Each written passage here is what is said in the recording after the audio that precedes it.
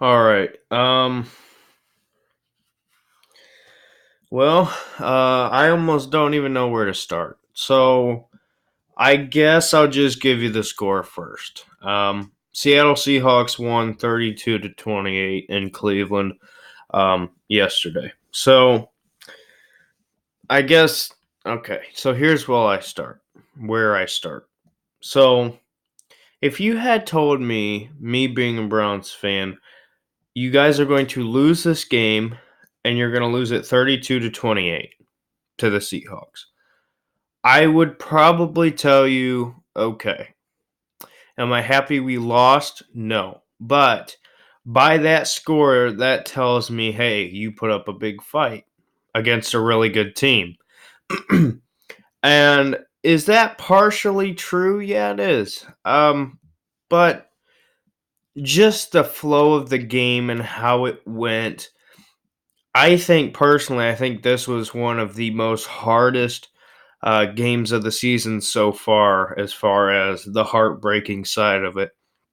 You know, we're really conditioned with this team right now to, um, expect the worst, and that's horrible to say, um, but it's true. And I mean, this game was the definition of a roller coaster. It was as high as it can get, and then it went almost as low as it could get.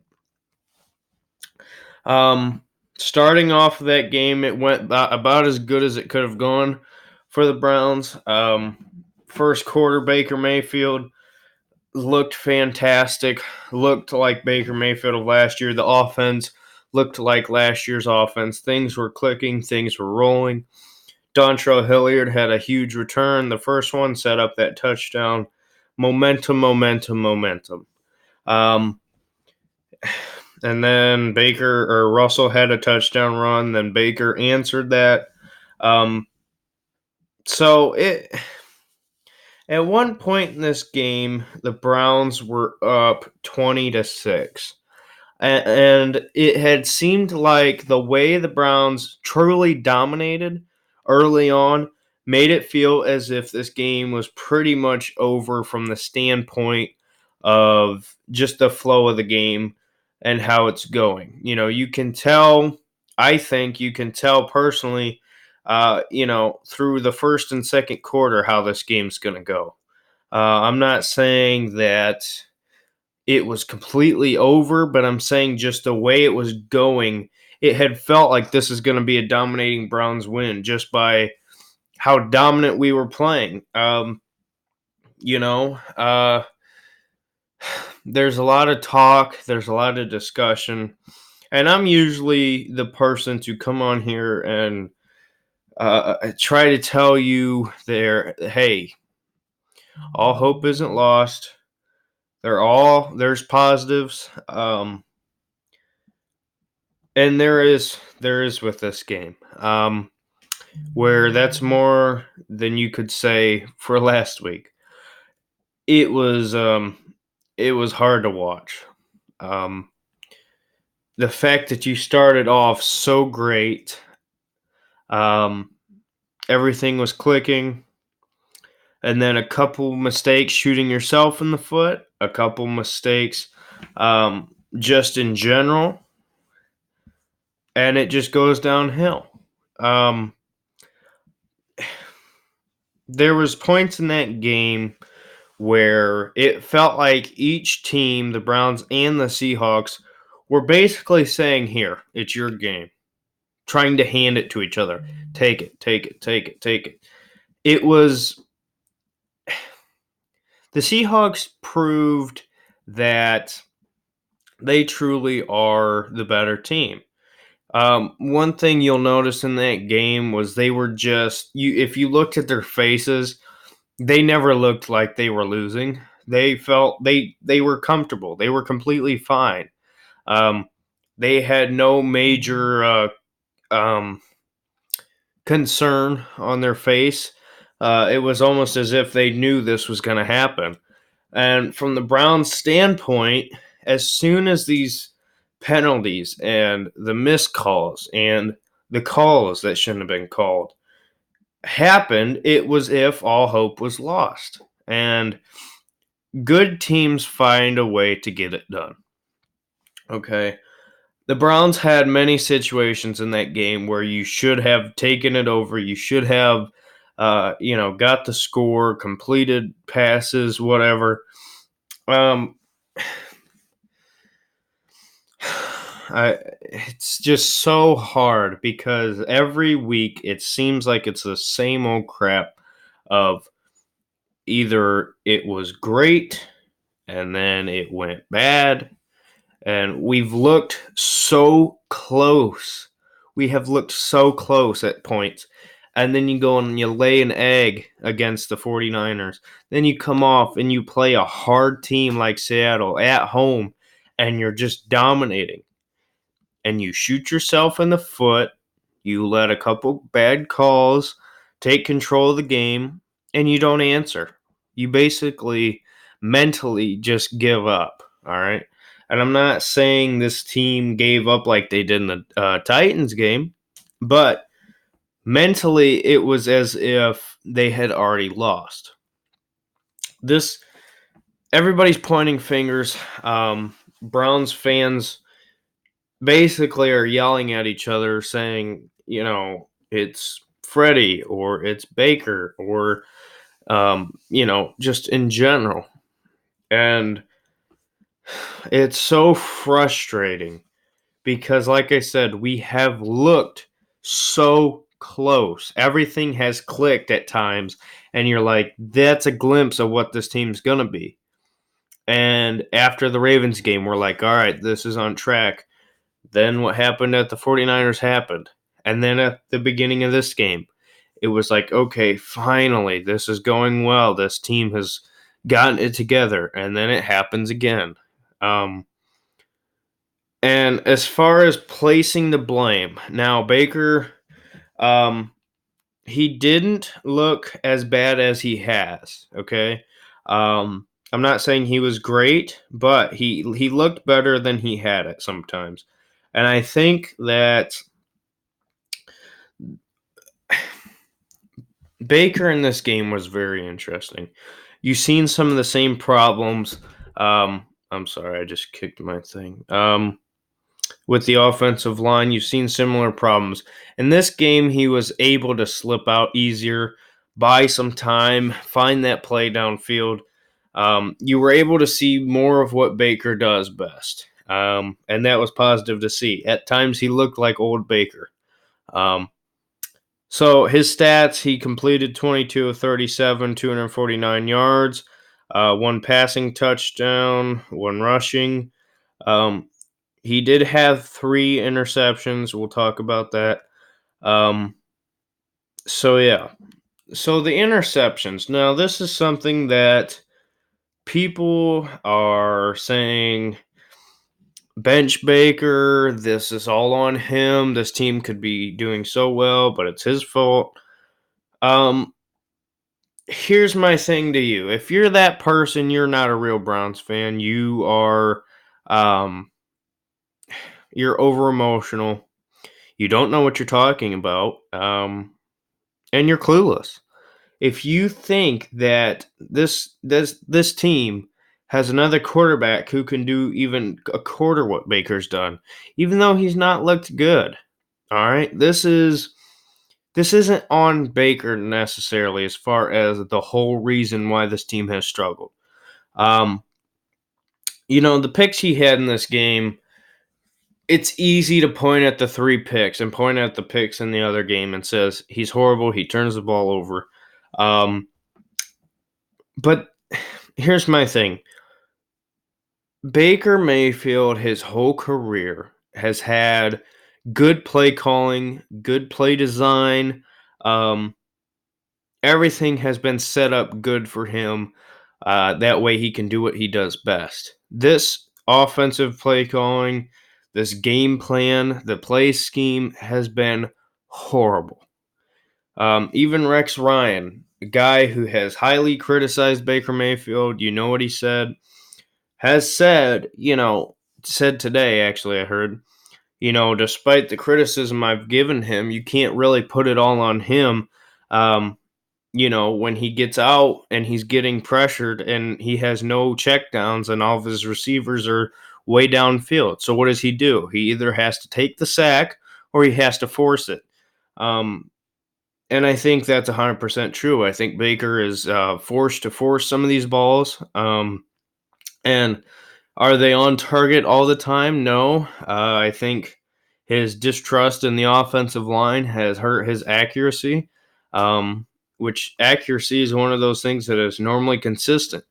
But because of the distrust, because of the play scheme and the play calling, it hasn't been good. And the discipline, the lack of trust, um, all of these things to me point to coaching. And I'm not saying fire Freddie Kitchens right now.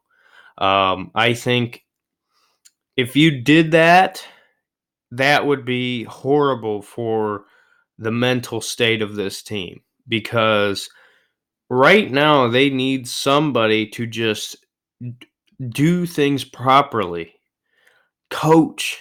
We need a coach. We have a lot of good coaches. Our special teams coach I love. Steve Wilkes I love. I don't like Monken necessarily. Um, and Freddie, people have said it, but it's just true. He's got a lot on his plate. He's got a young team. With a team this young and with all the hype and all the media, you need somebody who knows how to do the job. Freddie Kitchens has just not done that job. As far as just in general, um, be able to control guys, be able to get guys in the right situation. One thing I'm sick of hearing is every week the press conference is it's on me talking about Freddie Kitchens. It's on me. I need to put these guys in better situations to win. Play calling needs to be better. He's saying all the right things. And is it all on him? No.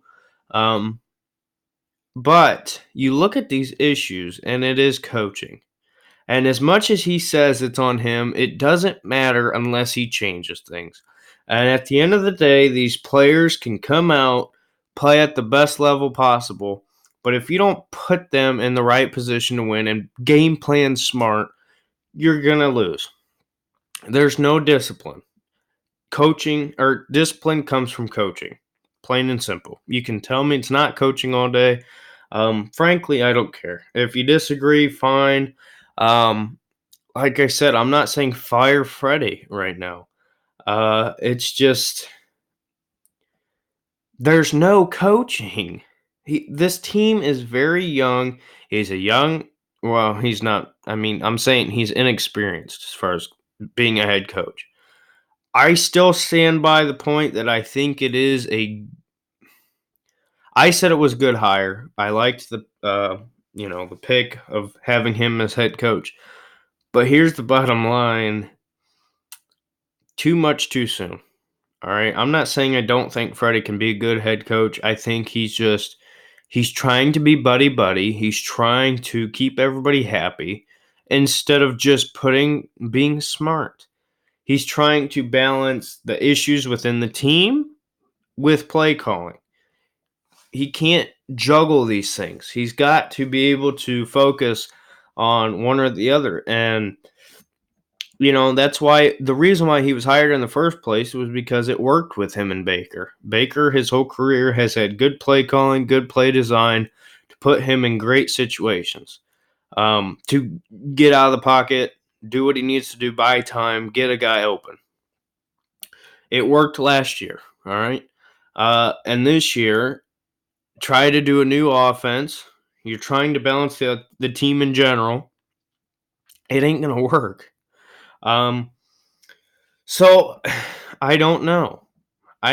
This game showed you a lot of positives, showed you a glimpse of everything that's possible. It is right there. It is in reach. And here's the bottom line. Half of football is just mentally. Um and everybody's telling me, hey, you get out of this Patriots game and it's just easy easy going from here. Not really. All right. If this team had a winning mentality and were tough minded, it would be different. But you're going to play a tough Bills team. You're going to play the Steelers, who look like they've gotten things going, even though they've got their quarterback issues. They're well coached. I don't like Mike Tomlin that much. I got my reasons. Um, and it's people are going to take that so many different ways. I just don't. Here's the bottom line. What I'm trying to say there is they have a culture, they have an expectation, and they're smart. They understand, hey, our quarterback's hurt. Mason Rudolph got hurt. We're going to make it easy for him. All right. They know who they are. Um, the Steelers are playing tough, and I don't know how good the Chargers really are. Um, but I tell you what, I guarantee you the Chargers didn't think that was going to happen. Um, you got the Ravens again. It's not smooth sailing. Okay, this AFC North is up for the taking. We can win this division. But if you come into it with a loser's mentality, no trust, no coaching, no discipline, you might as well quit the season. It's horrible. This team has no coaching, all right? And offensively, when Eric Kush got hurt on that line, we put the guy in who we traded for from the Bills, who was a starting right guard. Everybody keeps telling me how that trade for Zeitler for OBJ, that was a part of that trade. Everybody keeps telling me how big of a deal that was. Frankly, is Zeitler a good lineman? Of course he is. And you see that New York's line has been a lot better. But here's the deal. Was Zeitler the whole line? No. The line played a lot better last year. But in my opinion, I think that when we got um Cush, he wasn't meant to start. Austin Corbett was supposed to be the starter. He has completely fallen through. The plan was there. It wasn't just let's trade for OBJ, get rid of our one of our best, if not our best lineman. The plan was there to replace him. The problem is, it just didn't happen. And plan B was Eric Kush, and he's been playing horrible. So we trade for the Bills' right guard, and he's not starting. So Kush gets hurt. The Bills' starting right guard, who we traded for, comes in. I forget his name. But anyway, and he's moving people off of the line, looking a lot better than Kush did. And you know what happens? Kush goes back in. Never to hear from the Bills lineman again. It's like there's a lot of issues. There's a lot of issues on this team. And I know this isn't the best, like, breaking things down, trying to go in depth. I'm just telling you my opinion, sharing my thoughts. There's a lot of issues with this team, and it needs to get figured out now. And is Baker without fault? No, he has a lot of issues this year. He certainly hasn't been himself. But is it all on him? Absolutely not. And if you think it is, you shouldn't be allowed to talk about football. The bottom line is this team is not well coached as far as a whole. And I don't know when it's going to change. That's the worst part. I think, and Jarvis Landry, I absolutely love Jarvis Landry. He made a great point today in his press conference. He said, this team can't really get going because as soon as we do, we take a step backwards. And I agree with that completely. I think that's the reason why this team hasn't taken that step. And I don't know if it's ever going to happen, to be honest with you, because I can see I don't even know. I don't know. All I'm saying is in this bye week, guys need to get healthy. Let them rest. Let them mentally just let it go. Get mentally prepared and get your coaches together. Lock them in a room and tell them, hey, you can't get out till you figure this out. Because this is coaching. Uh, like I said, we can make excuses all we want. It's coaching. Um, so I don't know. I don't even know what to say. I don't even know if I'm gonna upload this. This is just I'm just sick and tired. This Browns team. I had a migraine from about 2:30 till I went to bed, and it's all because of frustration, yelling. Just I get really emotional when I watch a football game. That's because I'm invested. I have expectations, and I'm sorry if I have expectations. I don't think I'm wrong there. Um, but just knowing it's right there, it's in arm's reach, and for whatever reason, we take it and pull ourselves back. It's so frustrating to me. And I don't know when it's going to change. I'm tired of everybody saying, well, our season gets easier, because you can say that all you want until until we get things back on track, we're not going to win out. And every one of those games is winnable games. But I'm telling you, just like we have them listed as wins, they have us listed as wins, because they see us as just like what the Titans tight end, I think it was Walker, he said, they are who we thought they were. And that is a young team with no chemistry, no coach. And the only way to really build chemistry is to win, because if your coach isn't going to do the job, winning is. So something's got to change. Something has got to change, and I don't know. I don't have the answers. All I know is it's got to change. Um, your quarterback can take the blame all he wants. It's a team effort. So I don't know. I don't know. I'm just incredibly frustrated. Um, so yeah, I don't know what to say. I don't know what to say. I'm debating even watching Freddie's press conference, because I've already been told it's horrible. Um, and I watched Landry's, and after watching Landry's, I took a breath, and it was like, okay, maybe it's not as bad as I thought. And like I said, there are a lot of positives. Your defense playing against Russell Wilson did a great job, still without your two starting corners out. The offense at times looked fantastic. Um, I don't know. I don't know. I wish I could come on and just tell you that, hey, we're going to beat the Patriots and we're going to roll from there. But I don't believe it. I don't. And until this team proves me wrong, I don't know. So, with that being said, I guess like, comment, subscribe. I'm not this negative person who comes on and tells you the sky's falling. I'm not going to tell you that there's theories about, Freddie's keeping this guy out or whatever. I'm not here to do that. I'm just here to tell you the good and the bad and the ugly. And right now, I don't know.